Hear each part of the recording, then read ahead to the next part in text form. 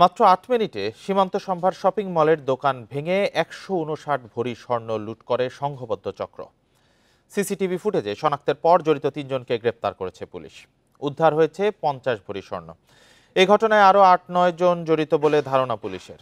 দুপুরে ডিএমপির মিডিয়া সেন্টারে এক সংবাদ সম্মেলনে এসব তথ্য জানায় ডিবি। ৩ জানুয়ারি সময় দুপুর ১টা সীমান্ত সম্ভারের ক্রাউন ডায়মন্ড অ্যান্ড জুয়েলার্সের দোকানের সামনে অবস্থান নেয় ৩ জন। দূর থেকে পরিস্থিতি পর্যবেক্ষণ করতে থাকেন আরও একজন।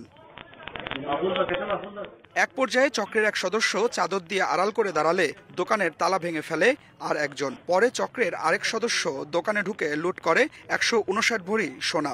পুরো ঘটনা ঘটে মাত্র ৮ মিনিটে। সিসিটিভির এই ফুটেজ দেখে শনাক্তের পর বিভিন্ন এলাকায় অভিযান চালিয়ে ৩ জনকে গ্রেপ্তার করে গোয়েন্দা পুলিশ। তাদের দেয়া তথ্য অনুযায়ী কুমিল্লা থেকে উদ্ধার হয় চুরির ৫০ ভরি স্বর্ণ। এ পর্যন্ত ৫০ ভরি ৮ আনা স্বর্ণ উদ্ধার করা হয়েছে। ঘটনার সাথে সংশ্লিষ্ট চক্র সম্পূর্ণরূপে শনাক্ত করা সম্ভবপর হয়েছে। চক্রের অন্যান্য সদস্য গ্রেপ্তার এবং অবশিষ্ট স্বর্ণালংকার উদ্ধারের জন্য অভিযান এবং অন্যান্য কার্যক্রম অব্যাহত রয়েছে। এ ঘটনায় আরও ৮ থেকে ৯ জন জড়িত বলে ধারণা পুলিশের। তাদের গ্রেপ্তারে অভিযান চালাচ্ছে ডিবি।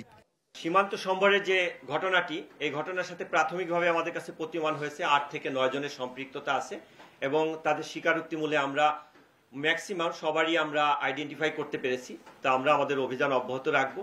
অভিযান অব্যাহত রেখে তাদেরকে গ্রেপ্তার করে অবশিষ্ট স্বর্ণালংকার উদ্ধারের ব্যাপারে আমাদের কার্যক্রম চলমান থাকবে। সংবাদ সম্মেলনে পুলিশ কর্মকর্তা আরও জানান, জানুয়ারির প্রথম ১১ দিনে ছিনতাই সহ বিভিন্ন অপরাধে ৩৭৪ জনকে গ্রেপ্তার করা হয়েছে। গলিত স্বর্ণ। Adilur Rahman, independent news, Dhaka.